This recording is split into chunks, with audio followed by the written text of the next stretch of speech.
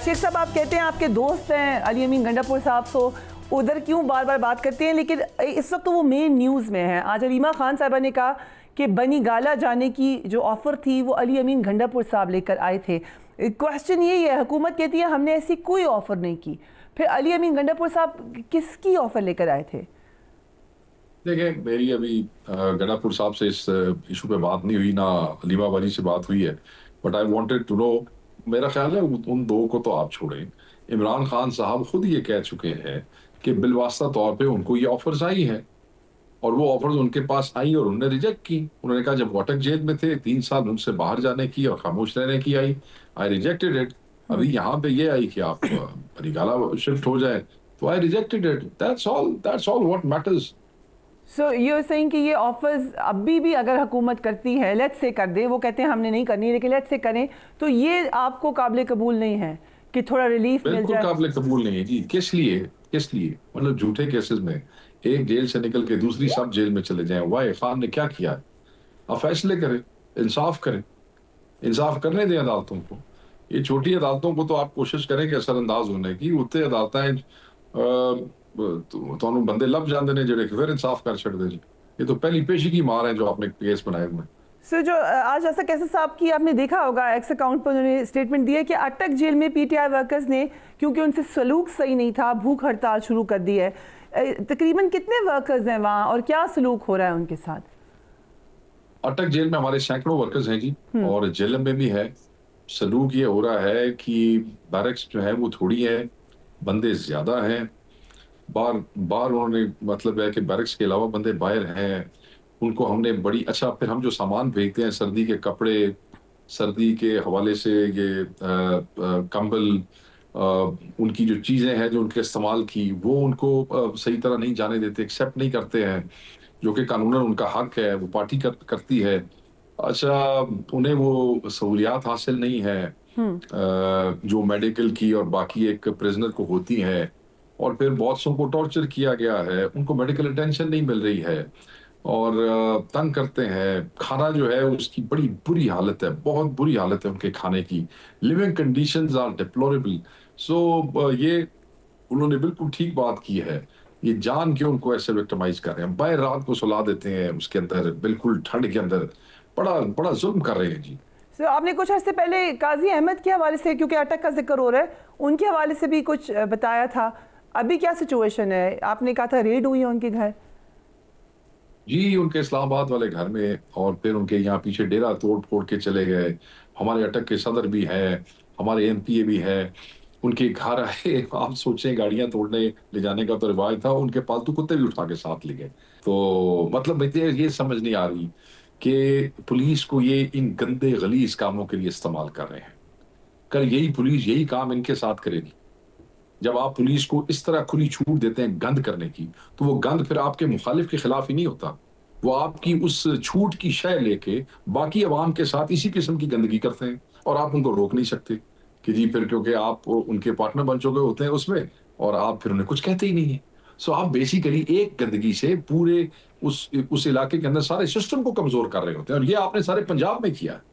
चीजें out of control करती हैं, अपनी मर्जी के अफसरान लगाए हैं, छोटे एरेटिक पोस्टिंग, छोटे अफसर यस सर वाले चौके ला देते हैं, जिन्होंने ये नहीं पता जिन्हों के घर से रेड कर रहे हो कल वो थोड़े नाल की करेंगे। सो इस वक्त आप पॉजिटिव हैं इन मुज़ाकरात के हवाले से? जो लोग बातचीत में शामिल रहे हैं उनका क्या तासुर है?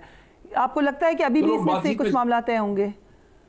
हाँ, मैं समझता हूँ कि होने चाहिए। उनकी गैर संजीदगी तो नजर आ रही है, बट ये हो सकता है they are playing with the galleries, और ये भी हो सकता है, हम तो कह रहे हैं इनकी नीयत नहीं है, हो सकता है इनकी हैसियत भी ना होवे। एक होती है नीयत, समझा करो, but they didn't push enough to arrange this meeting. The other is हैसियत। Somebody said go to hell, who are you? ये भी हो सकता है।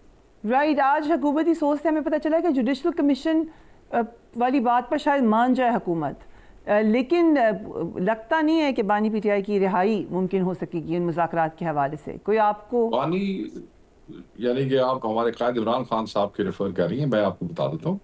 वो कहते हैं कि सबसे पहले मेरे जितने भी और कैदी हैं उनको आप रिहा करें, और मेरी बात आखिर में।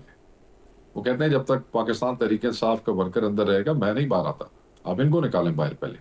बट अगर वफाकी हुकूमत कहते हैं मेरी जुडिशल बात। कमीशन बना देती है तो ये इस पे isn't this a big achievement for you? We are asking achievement तो तब होगी जब लोगों को इंसाफ मिले। देखें, हम इन शॉर्ट क्या मांग रहे हैं? असीरों के लिए इंसाफ मांग रहे हैं, मिसिंग पर्सन्स के लिए इंसाफ मांग रहे हैं, और हम ये इसलिए चाह रहे हैं कि ये जो 9 मई और उसका कमीशन बन जाए, हकायक तो पता लगे ना। किसी ने कोई गलत काम किया है फरिया बीबी तो उन्हें कंडेम करांगे ना। खान साहब पहले कंडेम कर चुके हैं, मगर अगर कोई बेगुनाह है तो मतलब फिर तो उनका अंदर रहना या इतना अरसा जो उनको अंदर रखना वो किस खातिर है? राइट, एक ये तो कोई बुरी बात है। नेशनल इशू पे भी बात करते हैं। कुरम की जो सूरत हाल है उसमें बहुत ज़्यादा ज़रूरत होगी वफाकी हुकूमत और सूबाई हुकूमत की आपस में फुल कोऑपरेशन हो। आई एम श्योर इस हवाले से आप लोगों ने बातचीत की होगी और इसी तरीके से होगा। जी, इस पे बिल्कुल कोऑर्डिनेशन चल रही है, क्योंकि वफाकी हुकूमत की तरफ से हमको खास हेल्प नहीं मिली। जिस वक्त कुरम का रोड बंद था और वहाँ पे खाना और दवाइयाँ पहुँचाने के लिए चीफ मिनिस्टर का अपना एक हेलीकॉप्टर था। 700-800 लोग हमने एवैक्यूएट किए, जिनके स्टूडेंट वीज़ास थे ओवरसीज़ के, जिनके वर्क वीज़ास थे और एक्सपायर होने वाले थे। वो 600-700 बंदा हमने उस सीएम के हेलीकॉप्टर में जो दवाइयाँ ले जाता था उन लोगों को वापस ले आता था, वो किया। और फिर मुआहदा आपको पता है लेट हुआ। पहले एक घर असले के ऊपर नहीं मान रहा था, जब वो माना तो फिर दूसरा घर नहीं मान रहा था, फिर उसको बनवाया। फिर बंकर्स पे पहले नहीं मान रहे थे कि एक ने कहा बंकर तोड़ेंगे, दूसरे ने कहा तोड़ने नहीं देंगे। 166 बंकर है फरिया, 166 बंकर्स जो built over period of 20-25 years. वो मोटी मोटी दीवारों वाले वहीं से बैठ के वो सारा कुछ करते थे। तो वो अल्लाह किया, वो भी हो गया। अब जब ये रोड खुली और ये मुआहदा साइन हो गया तो वो जो एक फायरिंग हुई है डीसी पे और उसमें एसी पे, और साथ बैरिस्टर साहब भी उससे पिछली गाड़ी में मौजूद थे कॉन्वॉय में, तो जो हमारे मिनिस्टर हैं, तो बड़ी मेहनत की है चीफ मिनिस्टर ने। लोगों को एक गलत फहमी है, लोग बार बार सोशल मीडिया पर आपके टीवी पे बात करते हैं, मैं क्लियर कर दूं। राइट, सिवाय पीटीआई की सूबाई हुकूमत के वुज़रा के और चीफ मिनिस्टर हिमसेल्फ 28-23 तारीख को वापस आए थे वहां से। वो जो मार्च हमने इस्लामाबाद किया था 28 को फ्लाई किया और खुद कुरम गए थे। लोग कहते हैं कौन गया? खुद जिरगे में बैठे पूरा दिन चीफ मिनिस्टर कुरम जाके, यहाँ नहीं बुलाया किसी को। बड़ी मेहनत की है दिन रात, अल्लाह ने मेहरबानी की है। अल्लाह दोनों घरों को खुश रखे जो मान गए हैं, और ये जो है ये हुआ है। बस अब कोशिश करनी किसी तरीके से उस मुआहदे पे अमल दरामद रहे और सबूताज करने वालों को जो है उनको उनसे दूर रहना है।